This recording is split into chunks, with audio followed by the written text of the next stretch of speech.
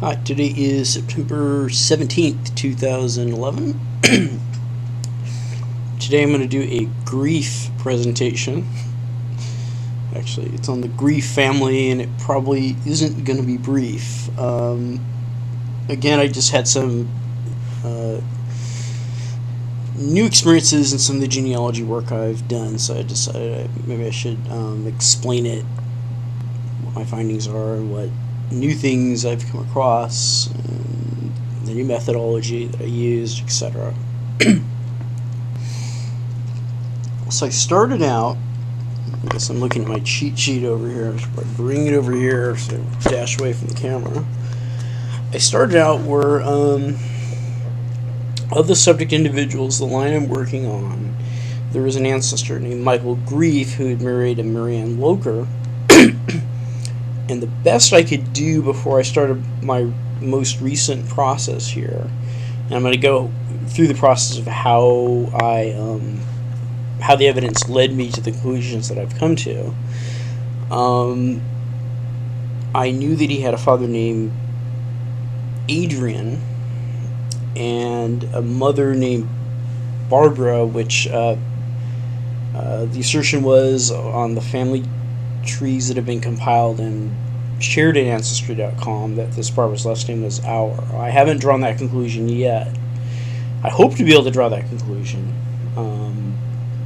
when I'm done, because I'm not quite done with this line, but I still had some interesting finds and some eye-openers. Now, when you get to the situation where you've traced all your ancestors back to 1850, the 1850 census. Then you look at the 1840 census, and all you really see is the name of the head of the household and some boxes with ages for various members of the household, including what's listed at the time as the head of the household. You don't get any names with that. You get just age and date ranges. And so it's harder, it's more difficult to work backwards. It's not as clean-cut or obvious when you do so. Just waking up here. Anyway, so all I had was Adrian, and I knew where they were from. I knew exactly where they were from. They're from Paducah in McCracken County, and I knew that their descendants had been buried at the St. John's, St. John the Evangelist parish of the Catholic Church. And when you get in this stage, you want to hope that there was some kind of local history that can provide you some context, that'll give you some clues as to where you can find more or less vital records at this stage, because you're not going to get the story out of an 1840 or 30 census, because those censuses only have the name of the head of the household, and they don't name the individuals in it, and then later on when they move out, you don't have evidence they were a member of the household of the subject individual you're interested in looking at. And so my final presentation ends up with actually the wife Barbara being alive as late as 1860, appearing in the 1850-1860 census, and that is in itself evidentiary. I have yet to find her death certificate, death record. They didn't have death certificates back then. I've come to find that the death certificates in Kentucky started in 1911, and they've been released through 1955, if I have that right. After that, an index has been released by the state of Kentucky, and they even have marriage records with mothers' maiden names in there, even up to, God, a few years ago, 10, 20 years ago, and it may be even to now.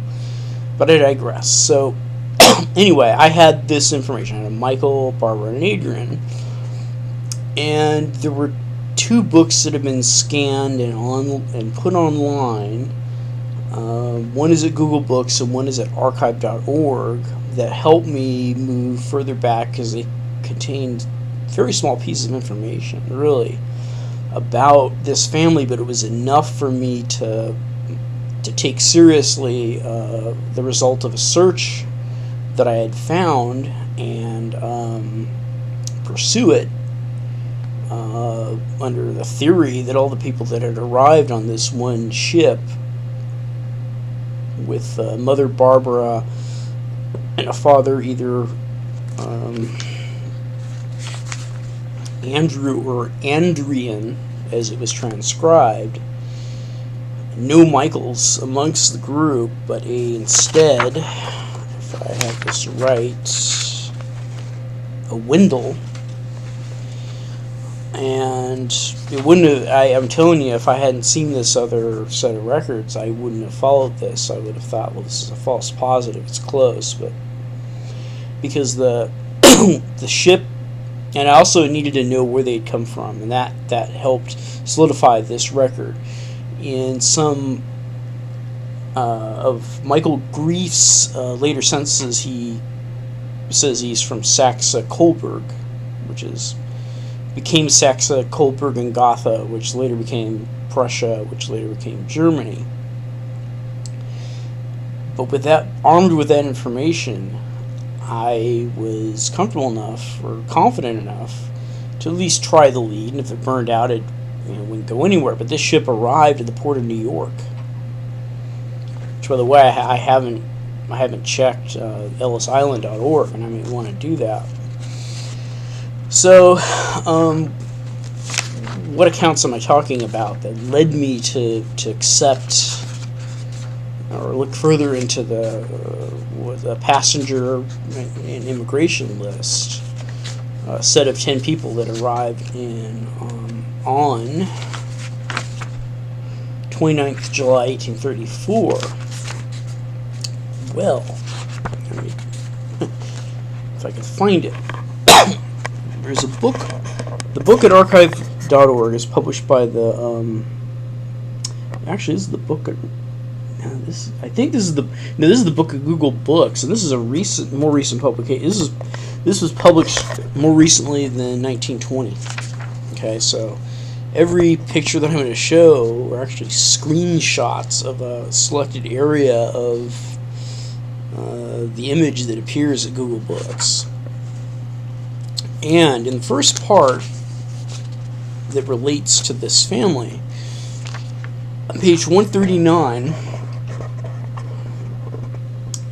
it tells a story of a Father Durbin who basically was a traveling Catholic priest, and he had made his way. He had a whole very, very large area. They assert later on here that over the over his life, he probably traveled 500,000 miles on horseback. 200 miles a week. I don't know how they come to that. Maybe 50,000, 500,000. Blows my mind. I'll have to do the math. Anyway, he did a lot of horseback riding, nonetheless. And he came to what was at the time a town called Adrian, which I would gather was probably named after this Adrian Grief. And he basically approached him on horseback and asked him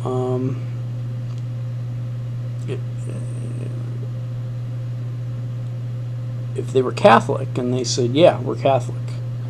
He said, "Well, can I conduct Mass in your home tonight?" And Mr. Grief looked at him in his weather-beaten face. He had a lot of doubt. And then the Father Durbin realized that he had some doubt and got off the horse and took out of his bag his altar stone, chalice, and vestments. I don't know exactly what those are, but I think they're part of Catholic priest, possessions of Catholic priest, I suppose. And Adrian Grief was so happy to see him, he offered him to conduct the very first service of the St. John's Catholic Church there in what is now Paducah, Kentucky, St. John the Evangelist Parish is what I should call it. That's right. St. John the Evangelist Parish, Paducah. Now, that was one piece of evidence, but what that told me was it mentions the year 1834. So that clued me in. It doesn't say when Father Durbin arrived. Was it 1834? Was it later? Yeah, probably sometime around 1834. I could tell you that much, at least. And so I had the 1830s in mind. And this book is available at archive.org, and that means it was published probably before 1921 or 2. It's called The Centenary of Catholicity in Kentucky by Benjamin Webb, and it mentions a little bit about McCracken Company. And basically, the passage I just read refers to this passage, but adds some more details that this is lacking that will allow me to do much with it. And so here it starts say, it just mentions that around 1834, a number of German Catholic families settled at a distance of about 12 miles from Paducah. And then it mentions there was an Adrian and a John Grief. But that's a big range, 1834-69. Doesn't really help me narrow much down. And then it gets into things that get really, really, to my mind at the time when I looked at it first, because I had this first, farther removed from anything I could do much with. So I give it a shot. I go, okay, well, let's see, what should I do? Let's see. Well, he must have arrived. I was always of a mind that most of the people of the German descent that had arrived in the Kentucky area had arrived around the time of the German Revolution, which was I think 1848. So this is a good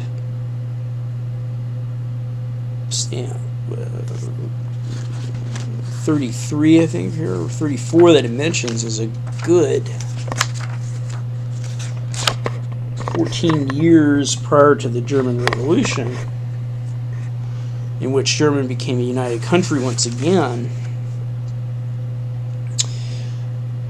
But nonetheless, I looked. I did a search for a passenger list for griefs, and I found GREEF. But basically, at the end of the day, I found first this list that I'm going to hope to show. And again, it isn't much clearer. Here's the original copy, but the transcription serves the copy well. It's very hard to see. But to my mind, I could see Adrian Grief, Barbara ditto, Franz, Gean, being a male means John, Peter, then a Wendell, Joseph,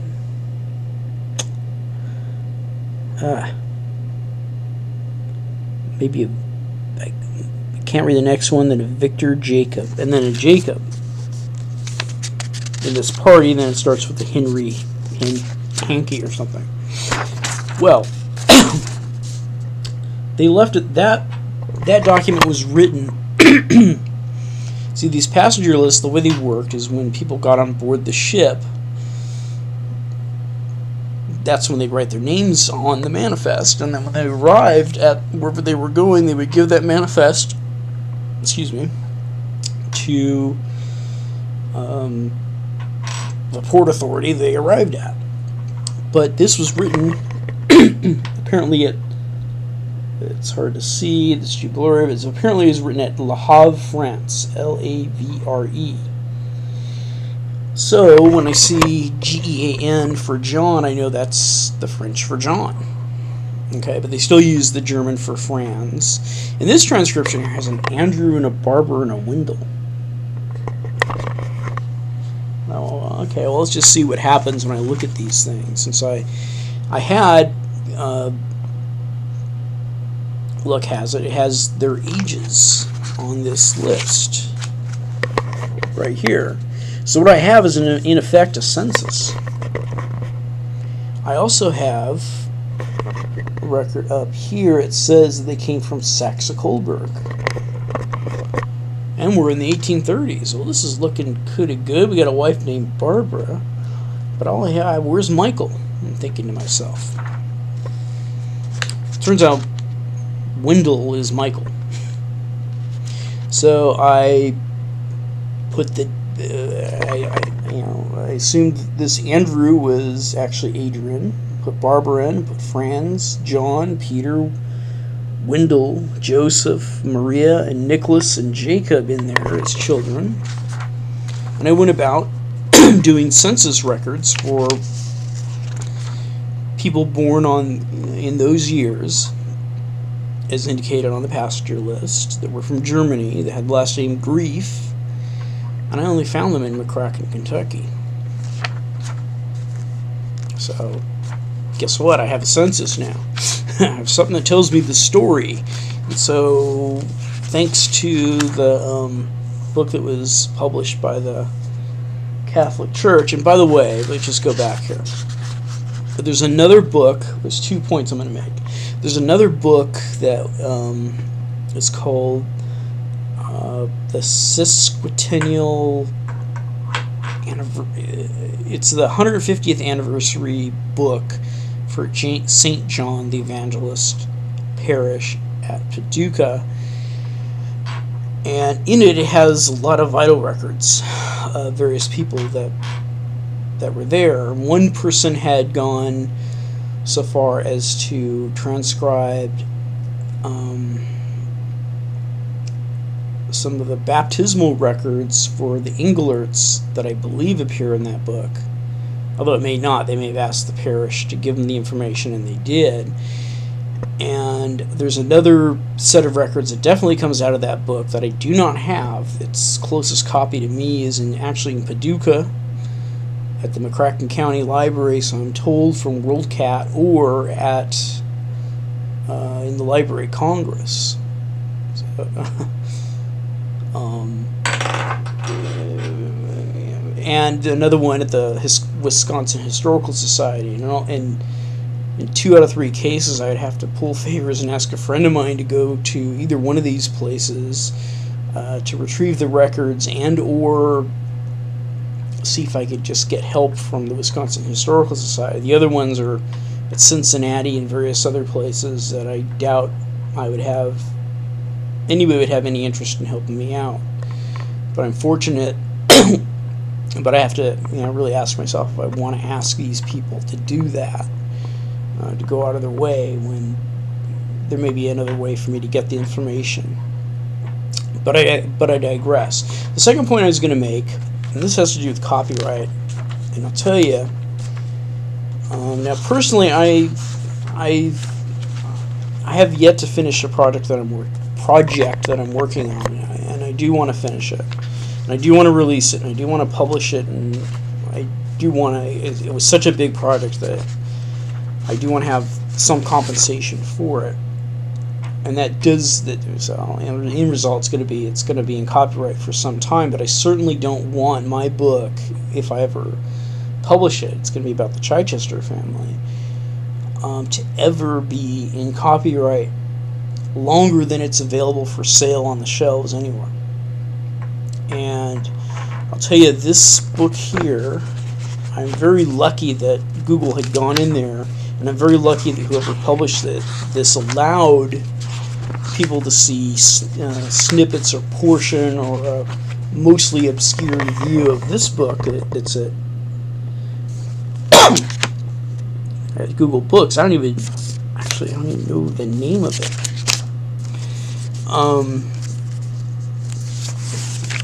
I have to go find the link. But I'm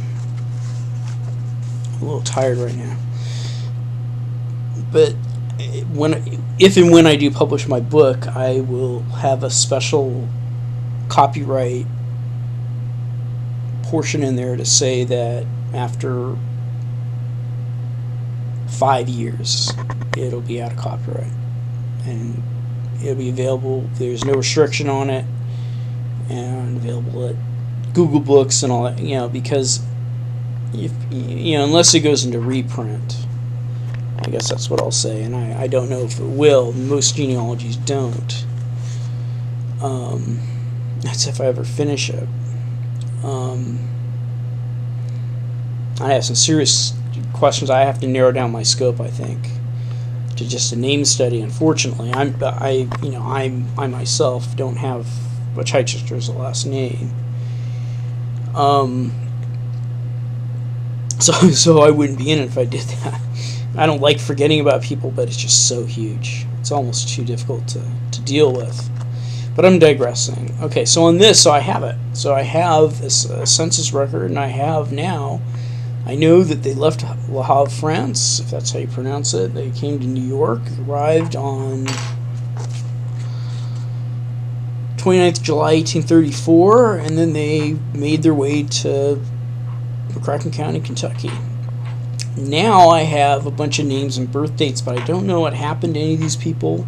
My aim is to do the same thing I did with the Shepherds, and that is to find a death, hopefully, because the whole set of them, the latest one was born in 1827.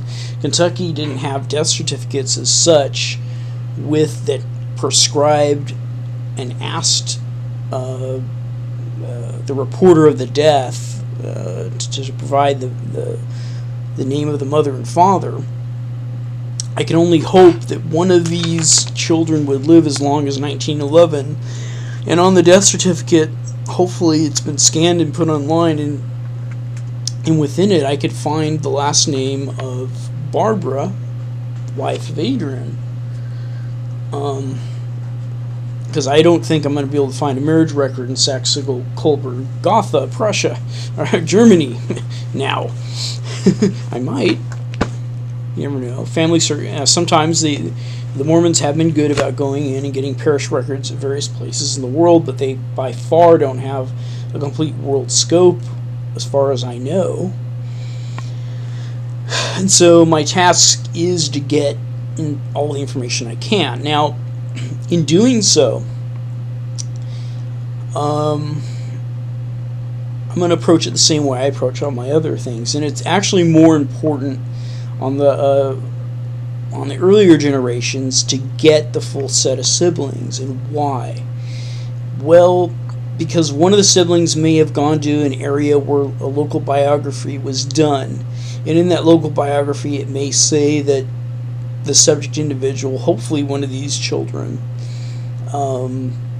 was the son of this or that. And maybe it might even say Barbara something or other, and provide a last name where I wouldn't have it otherwise if the death certificates fail. Now I do have a death certificate from Michael Grief, who I've already done this process for his children. The problem that I have with that, as far as I know, let me look here. You say, oh, we got Michael Grief's death certificate, so you have the last name, don't you? Well, it's not a certificate, it's one of these death registers, which is not going to come out very clearly on this, although I guess the further away I hold it, the clearer it comes. I guess I'm going to glance at this closely because it could be mistranscribed, but I'm pretty darn sure that, it's so hard to find. The chances are great that it's not going to have the name of A, B, B, C, C, D as an alphabetical order, F, I, my. There's Michael.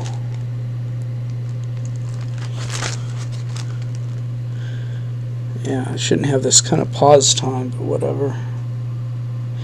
It just says that his parents were Adrian and Barbara Grief on that, so I don't have a last name from it. He died too early. He died in 1873, so that's all you get instead of death certificate. a lot of the states didn't have death certificates. Talk to some people and say, well, I've talked to someone about solving a mystery that lies in the early 1800s, and he's talking about getting death certificates, and I'm saying, no, they don't have them. That was a 20th century invention. Okay, so anyway, getting back to all this. Okay, obviously I found some stuff because I got a pretty thick packet of things here. And so the first thing I did is I looked into Frank Grief to see what I found. I guess I'll just start with that. And by no means have I reached a conclusion, so if you're waiting me to present evidence and have a conclusion, you're not going to get it yet today. So I found, and in this case, I had to get all the censuses up until the latest I could find for each one of them to get the full story, because I want to get a marriage date. Sometimes marriage records will disclose the last name of the mother. I'm pursuing every single possibility that I can, and I focused on getting these grief censuses from people that lived in Paducah, McCracken County, Kentucky, or McCracken County, Kentucky. That also keeps my scope in a reasonable situation.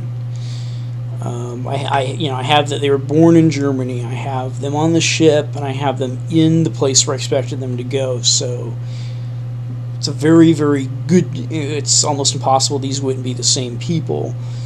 For what I call the warm and fuzzy feeling you get in auditing, you probably would want to get an obituary for these people when they died, if they existed. A lot of times, even obituaries, the ones they have today, which are practically a census, starting from parents down through maybe children and deceased, parents and children. And in today's obituaries, they didn't really get that elaborate until, again, the 20th century.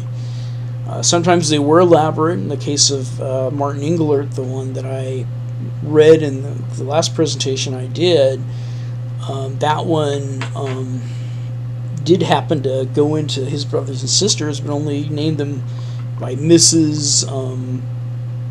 Pote and Mrs. Roof, but not anything else. So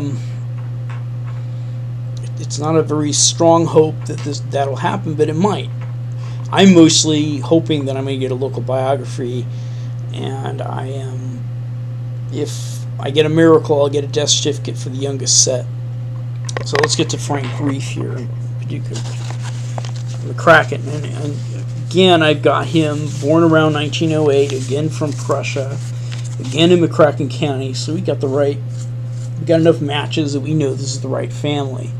And this is the 1870 census. And he has a son Henry and daughter Virginia. He's got a wife Mary, William, John, Josephine, Harriet, Henry, and Jenny, which is also Virginia, which I happen to know from because of a personal fact related to someone I know. That Virginia and Jenny are the same. And now, a couple other things. You're going to notice this is going to say Francis. This says Frank. The ship record said Franz. Well, Franz is German. Frank is the anglicized version of Franz. Francis is almost like a Catholic. It's a Catholic spin to Franz and Frank. Nonetheless, now how do we know this is the same set of people? Well, they're in Paducah. This is 1850. Got a wife named Mary. Where's Adrian? He's born about this, born in the same years, 10 years older than his wife. I'm flipping between, there we go, that's a little better. Flipping between the two. 10 years older than his wife. Let's see what other matches can I get from here. Harriet would have been 12. Do I have it? Yeah, I have a Harriet. Nancy would have been 16. I don't see her. But there's Josephine, and there's the name switching we had before. Adrian W. apparently is William, who is 19 here and 9 there. Mary seems to have disappeared, but since she was 11, she'd be 21, 18, 16, possibly married. And Mary Massengard was a person that helped out in the house. So I got a basic story for Frank, and I filled in the basic information. And now, I don't know the name of his wife, Mary. And the way I like to do my... God, get this up. The way I like to do my presentations is I like to have on the sheet to get a complete set of information. That shouldn't say grief right there, by the way, for Barbara. I did that to see if I could find a death record, because there are several hits for Barbara unknowns on Family Tree Maker. The way I like to do the presentation is I like to have husband and wife at the top, and then when I have their children, I like to say when they were born, when they died exactly, and the full name of their wife, and when they married that wife. Well, right now I just have, well, the end results, I found it was Mary Tanner, but with the evidence we've seen just on those censuses, all I have is wife Mary. And I can guesstimate they were married before 1839 because, and only because, the oldest child is a birth date of 1839. So I had to look further into the children of Frank Grief. You can see this can get pretty big. And the oldest child here is Adrian W. So I did get a death certificate for Adrian W. and it states the mother's name was Mary Tanner, born in Germany. So that's where I got Mary Tanner. I just went further to see what other things I can get as far as children of one. Here's a Peter Grief that died at the age 6 months old. I just want to have, if I know of children, I just do as complete as I can. There's an Eliza that came up, so I used it. And there's a John V with a wife, Isabel. And Algernon was the son of John. In fact, I went a little bit further than I needed to. This child this John V is a child of Frank, the oldest child that came over on the ship. But I had an inclination to find out what the last name of his wife Isabel was. It turns out it was Jones. That's a grandchild, so I can get more complete information. There's another Isabel Jones from Henderson Grief, and here's his draft registration card. And kind of got a little bit off the beaten path. That's the end of Francis there, or Franz. Then I looked into John Grief. Got a wife named Anna. Then we have a father shocked and a Louis shocked, I guess, living with them. And sometimes that means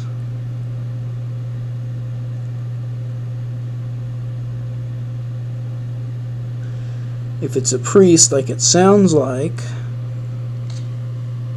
yep, Catholic priest born in Belgium. If it's a priest like I think it is, then, perhaps there's some relationship. Maybe Father Shocked was married to one of the Grief daughters. I don't know, I just followed up on it, and this would be a granddaughter. But again, now I want to find the last name of this Anna here. I did the full story to get all the children of them that I could. And for God's sakes, I got this out of order here. But basically, I found the death record for Martin Grief. It was the son of that John. And in that, instead of just saying the mother was Barbary, it says it was, or Anna, it was Ann Schneider. So I got a last name. I was happy. And I even looked a little further into the son, William Grief. But that was it, about as far as I can get with that one at this time. So you can see the kind of thing I'm doing here. Now here I got a Peter Grief, and right now, again, I have another instance where I'm trying to get a death certificate for Helena there.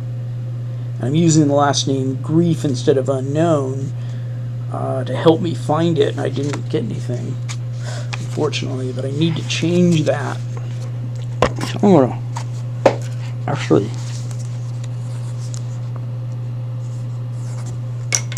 mark that for changes.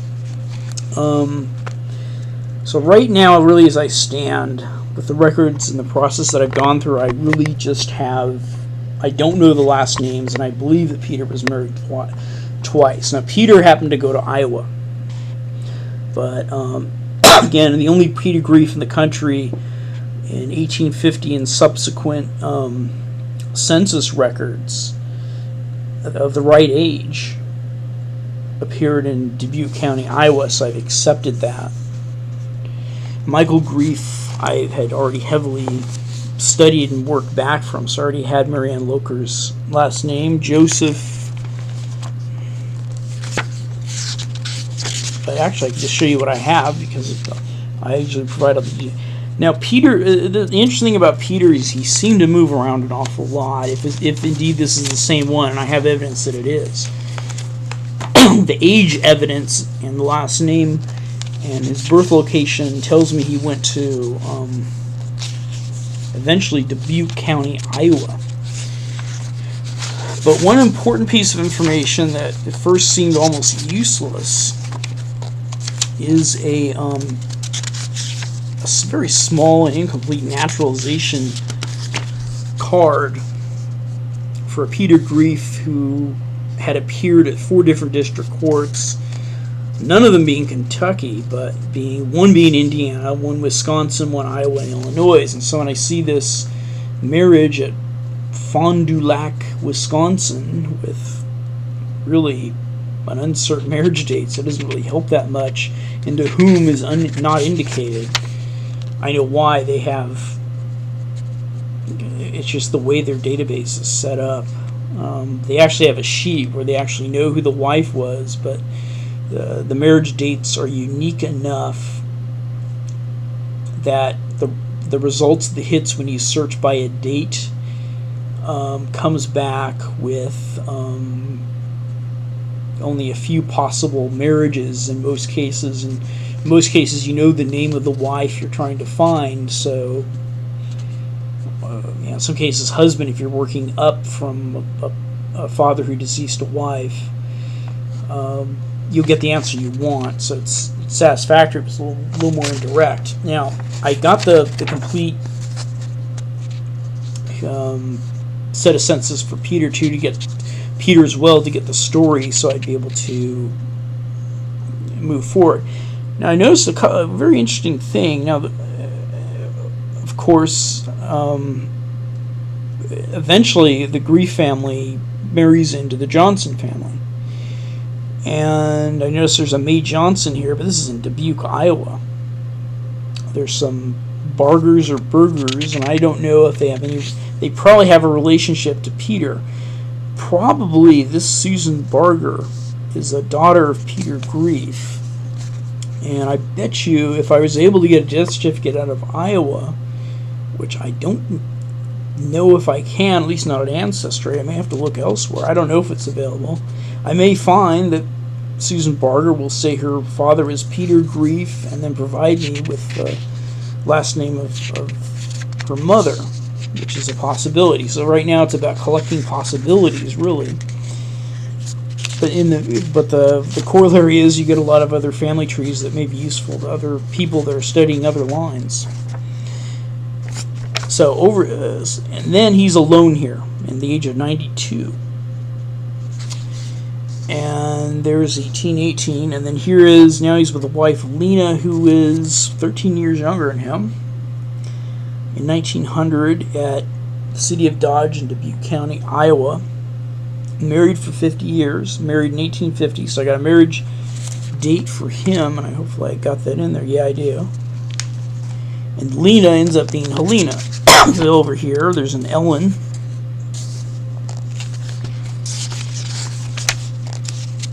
The son Peter and Margaret. This is in 1880.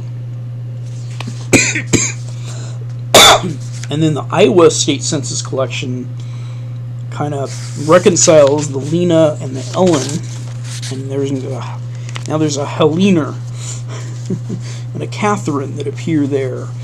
And this is the state census of Iowa, 1856. This is the naturalization record. That is when they applied for American citizenship.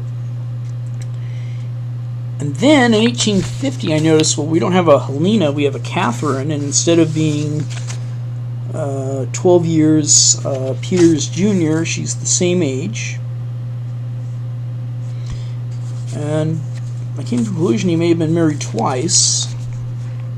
And unless this Catherine had a child, or I can get a marriage record out of Scott County, Iowa, which is where they were at the time, I'm probably not going to find out who that Catherine was. And the Helena, I have a shot through the children of her. And I may have a shot through this other lead that I realized that Peter Grief may not have just been a boarder, but actually a father-in-law of the head household for this latest census record,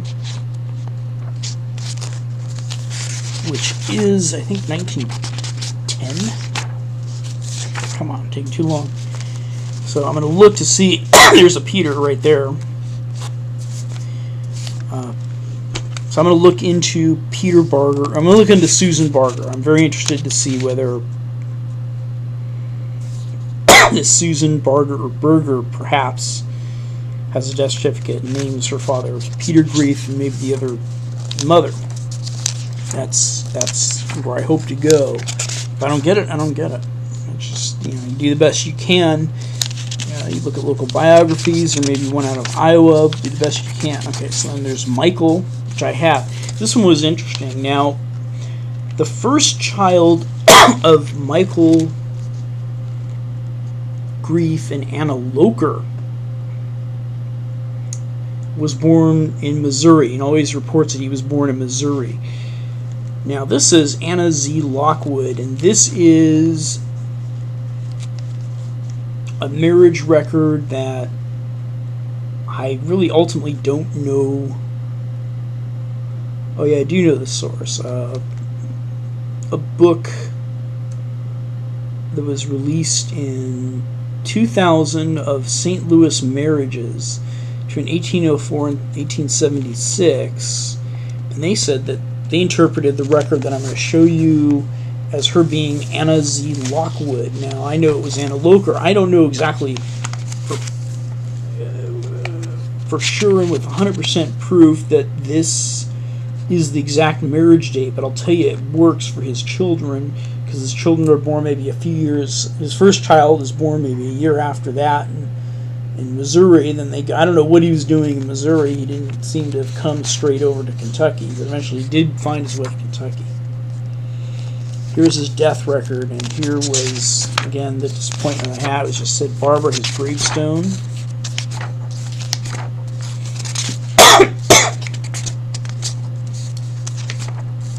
And his wife. Now the thing is, I'm starting to realize when I was reading that excuse me, book by the Diocese of Owensboro,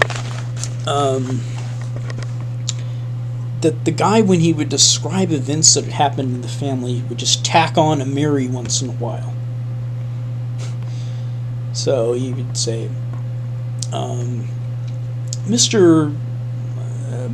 he was talking about Reverend Peter Heasley, uncle of Catherine Heasley, who, if memory serves me right, was the wife of Anthony Pote, I believe. Yeah. said that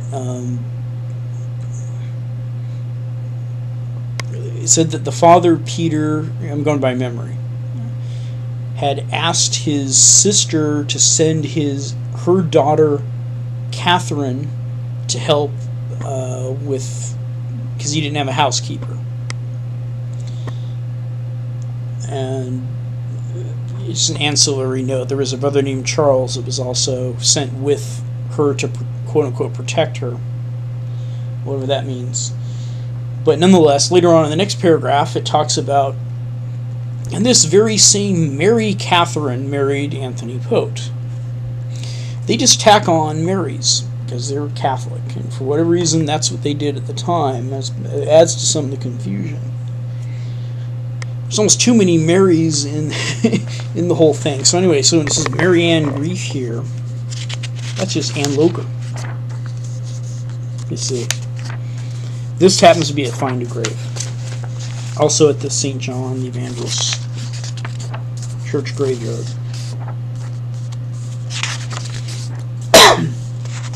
It's got him down as Wendell. And the reason why I know Wendell is Michael,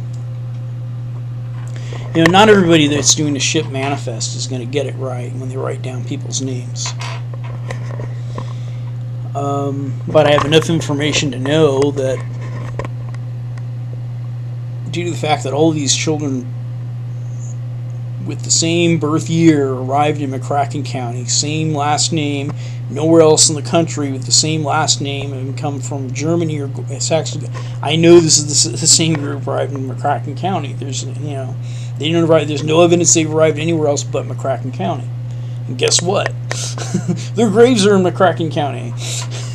So this is the same group. So now I have that evidence has enough weight to let me know that even on the face of the manifest it appears to say Wendell, the person on that ship was Michael, because I subtract 18 from 1834 and I get 1816, and that was within 2 years of Michael's birthday. There may have been a Wendell, and it may have been that Michael came over on his own at a different time. I'm going to look into that. For now, I'm going to assume that Wendell is Michael. I have seen no evidence of a Wendell showing up anywhere. I shouldn't say that. I'm going to look. I don't recall. I'm pretty sure I checked. I may have jumped the gun and eliminated him, so I may have a more complete set of records. Now this thing's falling apart. Okay. So now we get some odd angles. So here is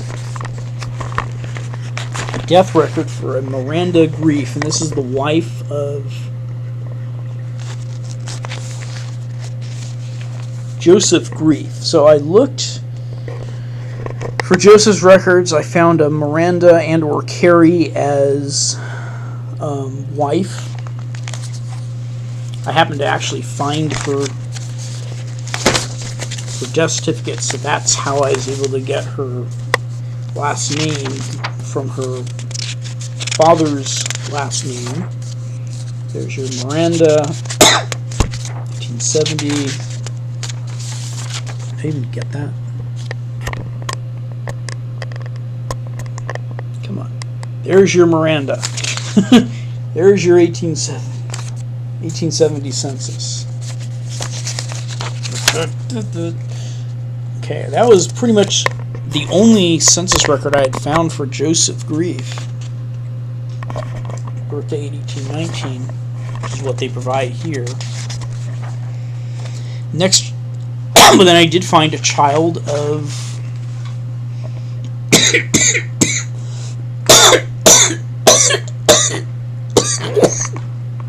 God, my asthma is coming back. But I did find a son of that Joseph, and on this, mother's maiden name is Carrie Thomas.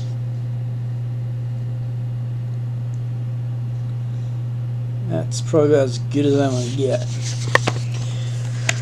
Now, the next one is probably my best hope to get a last name for Barbara here. And, or one of the better chances. We have no, she died in 1905. Damn it. Buried at Oak Grove Cemetery, so that's not going to work. Anyway, so the next child was a Mary, and her gravestone happens to be up at Find a Grave, but she's buried at Oak Grove Cemetery. If I get this camera, I have something odd about this camera. She married a John G. Fisher. So I found her here in the 1880, 1870 census, again with a Mary. Now, why did I even look at this? How did I even know that Mary had gotten married to John Fisher? Well, we're going to find out, and something I didn't show earlier. Here is your 1860 census, and down there is your Barbara Grief, the right age, daughter Mary, Paducah. That is the Barbara whose last name I'm looking for.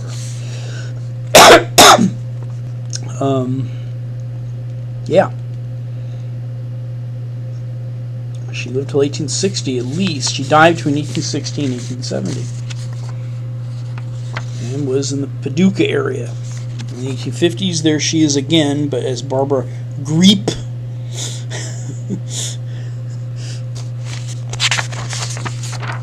So her presence in that household was what told me, and again here, apparently someone has more complete information.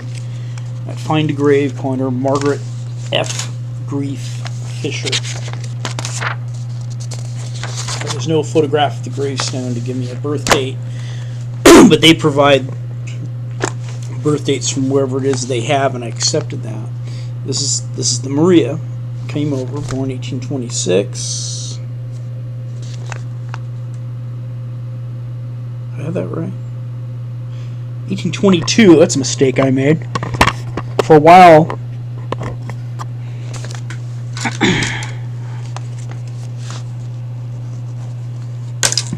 For a while, I had her as the youngest child in 1820. No, born 1822. 34 minus 12 is 22, James.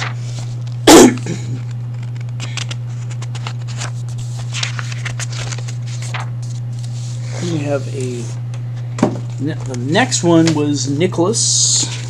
Then I got Jacob, who I found nothing. Almost nothing about. Here's Nicholas.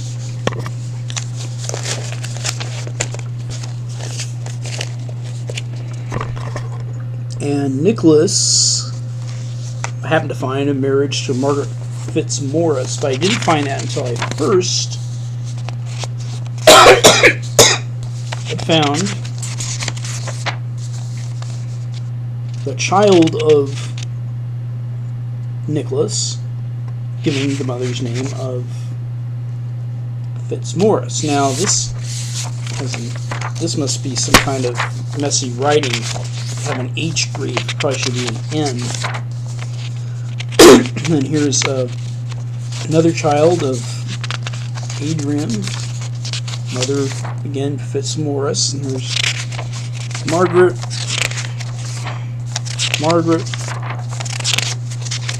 That's Margaret Fitzmorris.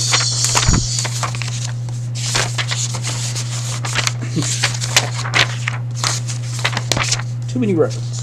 Margaret Fitzmorris. I got the story, so I had to work down that way. I had to get this complete set of census records for all the children, get death certificates where I could, fill in the names of the mothers,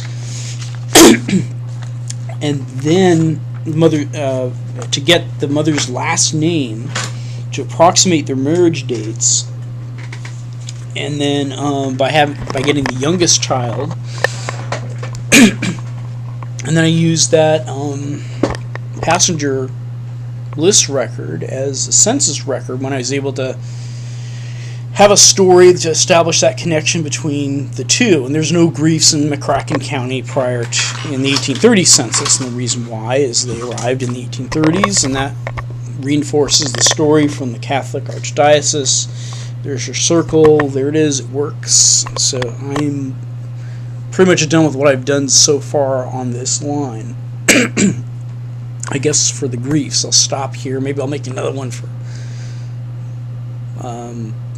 I'll stop here, and then there will be other ones, but not today.